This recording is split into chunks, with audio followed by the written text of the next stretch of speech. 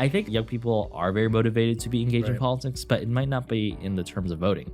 I think people are super educated about our issues, are very involved and very vocal, but they don't necessarily see the impact or the desire to do it at the ballot box. If the idea of voting is to make your voice or your opinion heard, but if all your options on the menu don't reflect your opinion, why would you vote? Millions of people voted for American Idol because they care. But when you look at the ballot and you're like, nobody I don't know, this person I've never met, or this person, and then presidential choices that they're super enthusiastic about, I vote.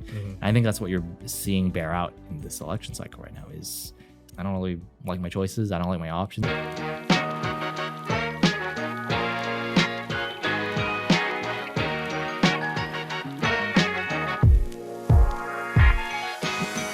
Hello and welcome to Sacktown Talks. I am your host, Jarrett Blanian. Today, we have Assemblymember Alex Lee, E327. Alex, how's it going? Thanks for joining us. Well, happy to be here on the podcast. Thanks for inviting me. Yeah, it was funny. We were just talking before, just looking at your Wikipedia. Quite lengthy for someone really? They updated 28. It. It's got multiple sections. Very That's impressive. Awesome.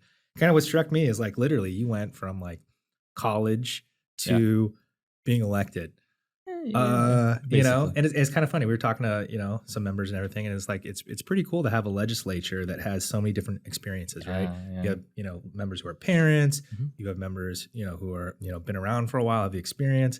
And it's great having, someone who's kind of inexperienced, kind of talk to us about kind of that journey of coming in, like basically being a student, coming out and just, being an elected member. Well, certainly I had an experience in the legislature, just I wasn't elected official beforehand. So in 2020, when I was elected, I had never run, quote unquote, for office before. I was president at UC Davis, where I went to college and everything, but I had not run for a quote unquote real office before. But I had worked in the building. I had interned for a bunch of members. I was legislative staff for senator at the Capitol, and then I was a district field rep for someone too. And to this day, seeing my own Wikipedia is very, very surreal. And definitely when I come across people, they're like, "Oh, you did this in college." I was like, "How do you know this?" Like, it's very weird. Like, I'm too used to be like being just me. Yeah. And then not coming across people in the grocery store, be like, "Oh, you're the guy who's." I'm like, "Yeah, that's me." That's weird. So it's weird. But I think a lot of the principles, and that's why I talk to young people a lot. Especially college students or even high school students, it's like student government stuff is like the bedrock foundation skills for government. You learn how to work together with people of different backgrounds. You have to figure out how to do leadership. And sometimes in the student government world, you can do it in a lower stakes world where you can learn from mistakes and stuff. And I think that was a really great proving ground. And then I worked at the legislature where I really cut my teeth on doing bills and all this stuff. So it actually really helped me coming in day one, because during the pandemic, well, first of all, technically, on the first day, you have no staff. Right. And there was like literally no one in the Capitol building. I was sworn in on the floor of the Capitol Golden One Arena. Right. And it was all surreal. So I like literally wrote my first bill by myself and did all these things. But I was really equipped to do it because of that legislative background. That's funny. So like, I don't know, looking at your Wikipedia, it looked like what you worked for Evan Lowe. Yep. Henry Stern. Well, these are intern jobs, and then I was legislative staff for them. Yeah. And then who else you work for? Those are the two I worked for. I interned for a bunch of other members, many of who are still my colleagues too, which is funny. Yeah, what's that like? I used to work for you. Now we're so Assemblymember Edward Curry. I interned for right after going to college, and she's very fond of me even as back as an intern. And I knew her because I was doing Davis politics and stuff. So it was always funny. She always reminds me of these little memories, like us in the district office and stuff. But it's cool. I mean, it's kind of strange to be like, I literally was like staff for you not too long ago, and now I'm like, so in a way too, I sometimes remind them like, I know you guys a little better than you know me. Like other way, I have an advantage. Like I know a lot about you all, and not so much the other way. So it's fun. I think working with my former bosses and colleagues, I think has really been fruitful. And luckily with my colleagues, I think they adjusted really quickly. It's just the nature of the job. So I think it was really cool. Yeah. So we just had kind of like a March primary, and you were kind of talking about like a lot of us are just like, oh, this March primary, it's just like so early. We're not used to it. And you're like, no, I love it. This is how I got here. This is what I did. Kind of talk to us about the March primary and kind of, what you liked about it and kind of your success and kind of, winning that first time. So I won the first time in March 3rd, 2020. And I'll tell you right before the end of the world. Right before the end of the world, right? And so it was a very surreal experience. Frankly, when we ran, we thought we were going to lose. Right. Like my next opponent, who did just as good in the Democrats, she had 15 times as much money as me. I had $32,000 in that race, $32,000, which is a lot of money to normal people, but very little in the political world. So we just knocked on every single door possible. And, that was a different presidential primary back then. So enthusiastic. And I frankly like knocking in the spring, winter because it's not so hot. So I love doing that stuff. And so when we won, I didn't declare victory until like April 24th. That was the day of the certification. But that was after March 17th. My home county was the first county in the country to shut down. And our ROV also paused, obviously. So there was all this like we thought, we were winning. We never moved from our top 2 spot. And we were like, wow, what's like, we won. And then suddenly the world was all like weird. And we're like, what's going on? Like, it's so surreal. Everything was so surreal. So it's just very different. So I have a lot of nostalgia for March. And frankly, I think it's a great season to campaign in. The turnout, of course, this cycle is not so great, but I don't think that's really a date. I think it's enthusiasm among voters. They're not enthusiastic to vote.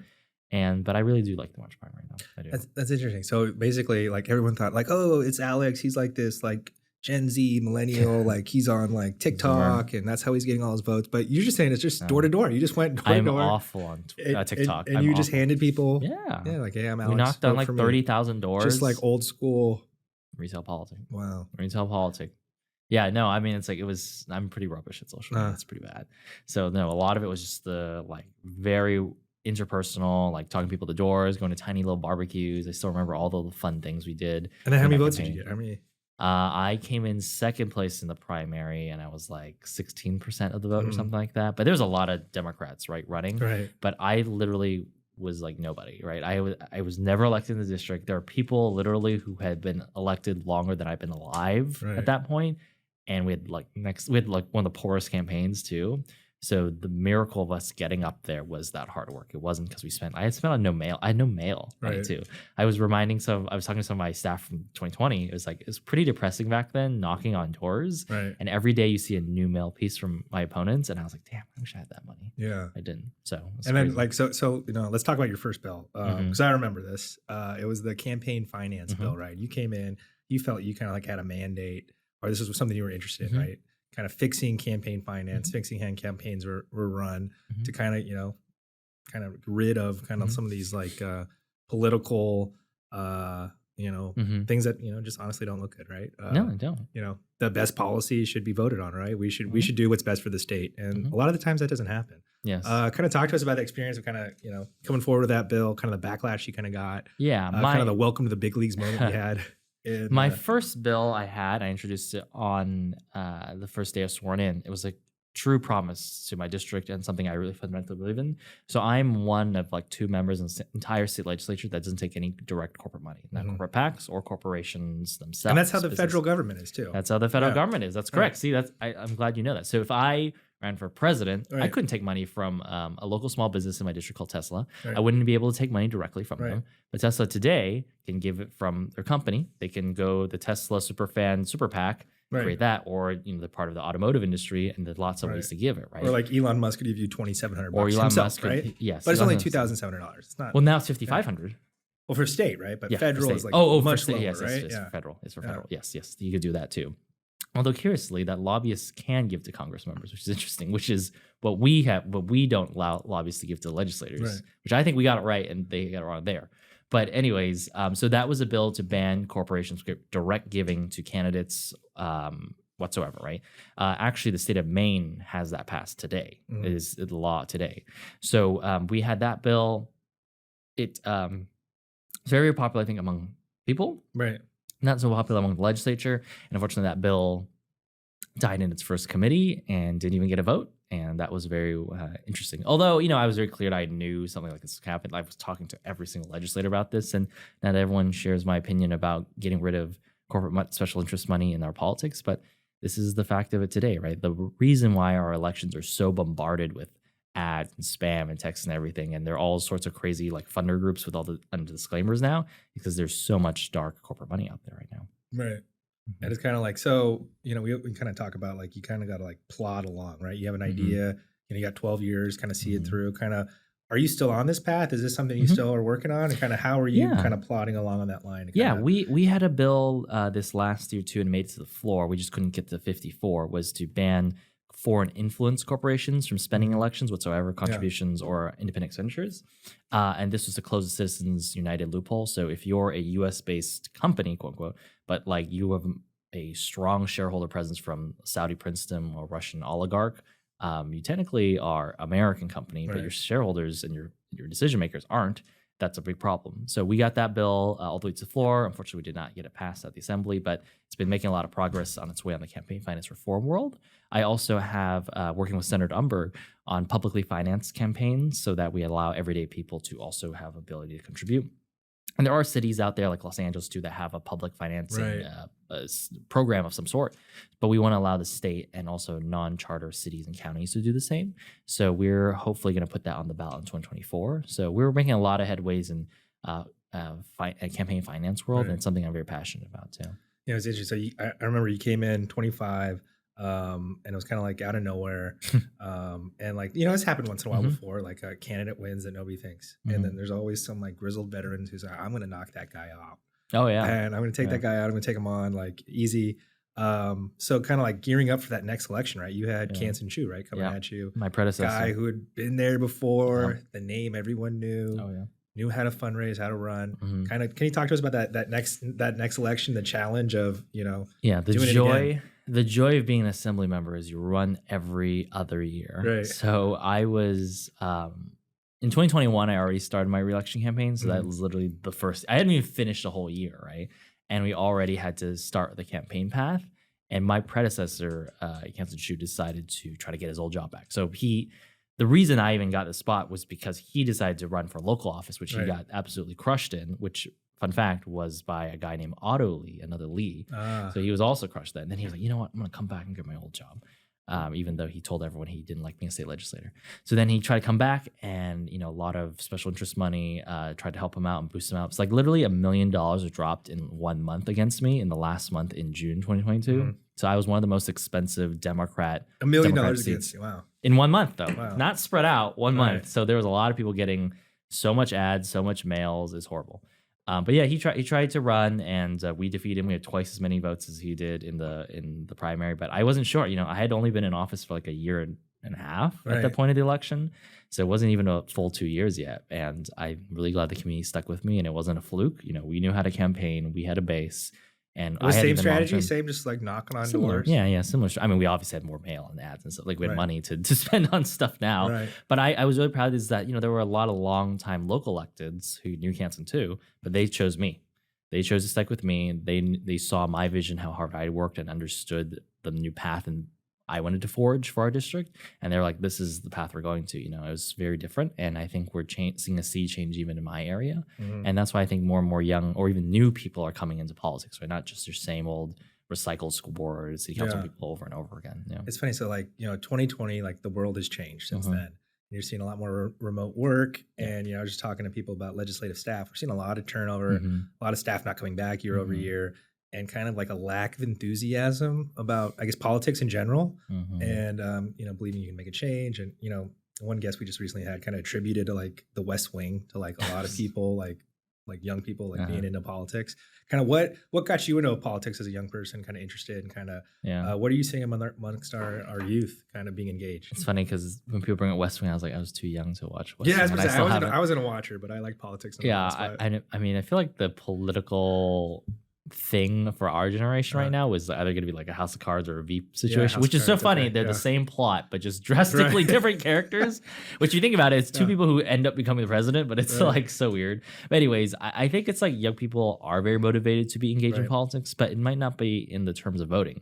I think people are super educated about our issues, are very involved and very vocal, but they don't necessarily see the impact or the desire to do it at the ballot box. I think that's a paradox or a paradigm that perplexes some older folks.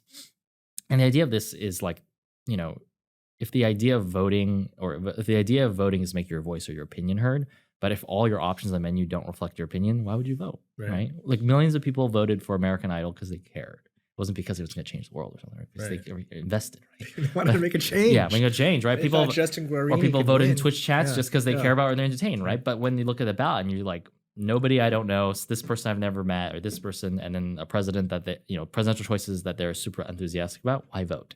I think that's what you're seeing bear out in this election cycle right now, is especially among young people. I think voters of a lot of persuasion just saying, I don't really like my choices, I don't like my options, and I'm not enthusiastic. Yeah, everyone's like, how is this possible? How do we have like the worst two presidential campaigns? It's pretty bad. I mean, in California, think about it, is like we've made voting basically free and easy for every single person now. Every single person has a prepaid mail-in ballot. So there is literally no real excuse except for the fact that you don't want to, which is also valid in itself, right? We don't mandate it.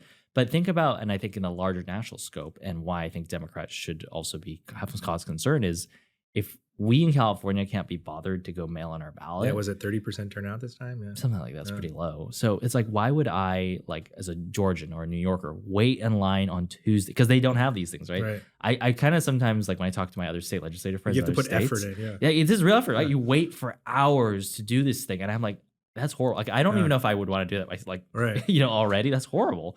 But we're asking people like in Michigan and Florida and New York, right, to get in line for hours to do something they don't want to do. I think it's a tall order, right? No, that's a good point. That's interesting. Never thought about that. Yeah. Kind of housing, right? Housing. I remember I went to Santa Clara. I remember when I graduated in 2010. Used to be my district. You could get a townhouse, like a nice new townhouse for around maybe 500, 600,000. We had the market kind of crash, and they had great programs like if you worked as a teacher or government, they'd help you with down payment assistance, things like that, and you could afford to live there. But now I was just looking at houses in your district, and like basically a starter home is very depressing. 1.5. Oh yeah, 1.5, yeah. $2 million. More like 2. And it's just kind of like, wow. Kind of what is there more land to build? Kind of what's the answer for housing in your district? Well, the short answer is we need to have more homes. That's one of the big pressures is there are too few homes for too much demand. That's the problem, right? And a fundamental aspect of the problem. There's obviously a lot of market manipulation, profiteering, and all that kind of stuff that happens too. But fundamentally, there's just too few of something that everyone needs, and we've underproduced. Like you're right. Even in my own zip code right now, like the average like single family house, and these are like okay houses, they're not like mansions, right? Is like $1.6 to $2 million. And if I went to Tennessee, I could buy like a castle or something probably for that. But this is the hyper commoditization, like where everyone needs it. So we need to produce more. So I've done a bunch of different bills this cycle. I have one that would ban large corporations from buying up single family homes and turning them into rentals, which is making a scarce inventory more scarce. And that's what you see sometimes in this kind of market manipulation. Like I also did this for an Ellis Act reform bill, which was the other way where they tried to convert affordable rental homes into $1 million condos. So you have a lot of this, right, where you don't produce new units, but you're swapping them around and making the scarcity, commoditizing them. Yeah, the scarcity worse. I'm chair, and I've done this bill several times now on social housing, which is trying to make a public developer to build out mixed income affordable housing across California, which many states are actually trying to embrace this approach now, and even we learn from our peers in Europe and Asia. So there's a lot of opportunities out there, and I'm really glad that a lot more people are open to new solutions when it comes to housing, especially when it comes to social housing. I can tell you, it was another one of those terms that no one had heard about or talked about until I got here, and then we've really taken off. And I got that bill passed 2/3 out of both houses and sent to the governor. Unfortunately, vetoed it, but still got it out of the legislature on its second attempt. So are you coming back with it? We are, yeah.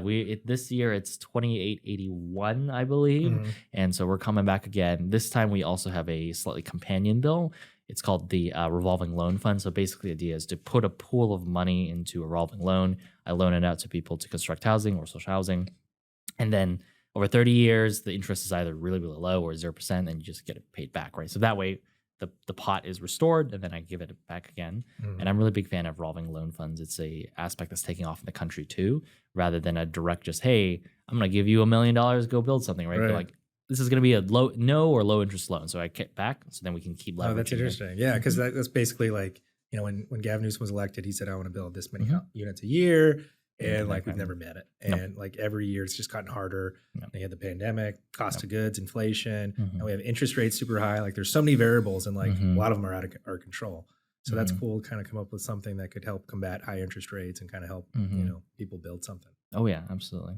Yeah. The fundamental problem too is if we rely on the private market, even in the ideal world right now where we're in the housing reform era, because the interest rates are high, capital is kind of drying up, and there's a lot of just different market behaviors. Housing production is probably slow down next couple of years when we need it the most. But if we had a public developer, just like the way we build roads and schools and resources, there is a demand out there, so we're going to build it. We have government financing tools and instruments that would also ease the pressure on the housing supply. And that's why a public developer is so necessary. Yeah. So we're coming up into March here, committee season. You just had the bill introduction deadline. Kind of what's your bill package looking like, and kind of what are you kind of excited to do this year? Yeah, I have like 20-ish bills. I'm chair of the Assembly Human Services Committee too. And then obviously we have a very bad budget deficit. So that occupies a lot of my time too, being on the budget committee. So I was about to say, you got the committee that, a lot of people are concerned about, Yeah, I think people should be with the budget deficit. Yeah, I mean, I think generally speaking on the budget front is how do we prioritize protecting California, especially the most vulnerable. Budget is the most true expression of our values, right? The more we fund something, the more we obviously care about something. So for me and a lot of Democrats are talking about how do we protect the social safety net, because especially if we move into a real recession, those poor folks will be the ones who get hit twice if we cut those services. If we lose the stabilizing services that give people fresh food or unemployment assistance or just things that are like so basic to someone's survival, and we take that away, then those people get hurt double in the recession, right? So we want to make sure that safety net is still there. And then we're almost exploring, who isn't paying what they owe, and who's not paying their fair share. I think by and large, most Californians, normal people, pay enough of the burden, but there are also super, super rich millionaires and billionaires out there that avoid it because they don't pay income tax. So the budget's a big exercise about how do we protect our investments, because we're making a lot of progress on stuff, while also balancing who ought to be paying and who isn't paying enough, right? But on the legislation package, like I have a really big, we have like a lot of great housing bills. We also have some bills about consumer safety. I don't know, I'm blanking on all the other ones, but we have a lot of like 20 bills or something, and we're going to see a lot of traction. Right now, we've been working a lot on the housing package. That's always been a big priority of mine, but I think you're going to see even more cool stuff coming out of our shop. So like really rich guys are like terrified of you, right? Because you like throw around this word like wealth tax a lot. Yeah. It's very popular. And everyone's like, oh no, all our rich people are going to leave. They're going to go to Texas or somewhere else. Can you kind of talk about the wealth tax and kind of why you're not concerned about these billionaires leaving? Yeah, so I have proposed year after year a wealth tax, which is what Senator Elizabeth Warren federally has proposed, and other people in the state, other states have proposed too. It's a 1% tax on the net worth, on the assets of people who are $50 million or more, and then when you graduate into a billionaire class, congratulations, it will be 1.25%, and it would generate $22 billion. So if you're a billionaire, 1.25, what is that? $1 million a year you got to pay? Something like that. 1.25% of that fortune, right? And that's also not including your real estate portfolio, which I'm sure a lot of Californians, just based on that value, like you could be a millionaire just on your house alone, even though you'd be cash poor. But it's excluded. Property's excluded, but that's also so it's just basically like your stock, business, business stock, other real property, like a yacht, right? Like a yacht is still real property. Guys, it doesn't include your house. Stop freaking out. No, it doesn't include the house. So most normal people will not affect. In fact, it would only affect 0.07% of the entire population of California. And these are very, very, very, very. So have you got an LAO to look at this or kind of give you stats or kind of? We have a lot of these stats. Yeah, we have a lot of stats. And like I was saying, if we had passed this would generate $22 billion a year. But most of that wealth inequality within the upper class would be generated by the billionaires, not the mega millionaires. Like we're talking about, like, when you get to the Mark Zuckerberg level of wealth, someone who's like basically a good like business empire and they're sitting at 60 million, that's like dust, like it's still nothing compared to someone like that. Golf is so big. But it is truly one of the big tax injustices in our system. Our taxation system works really good at taxing and collecting taxes from people when you make a check. Middle class people, right? On transactions. We do very well in the transaction world, right? Sales tax, income tax, salaries, so things where there's a transaction record. But when you store a lot of wealth, as the mega rich often do, and you don't take paychecks, like, famously a lot of CEOs don't take paychecks. Why would you? You own everything you have. Yeah, they can take loans and then take loans against their own. They buy real estate and appreciate it. They never pay taxes, right? So your wealth will always grow, right? But then you become almost invisible. That's why on the federal side, there's such big tax evasion. It's funny because like this is why people say Trump was so popular, because he's like, I don't pay taxes. But he bragged about it. He was like, because I'm smart and I follow the rules, and these are the rules you guys made. Like, well, exactly. And people are like, wow, he's telling us the truth. Like, and we love it. We all want to know. So but it appeals to that certain aspect, right? But that's a big injustice in our system. And I really think time and time again is that the middle class and working class people shoulder it because you say the cost is worth it because we want better schools, we want better roads, something like that, right? So So yeah, it's one of those big tax injustices, and I've been really pushing for that as a budget solution.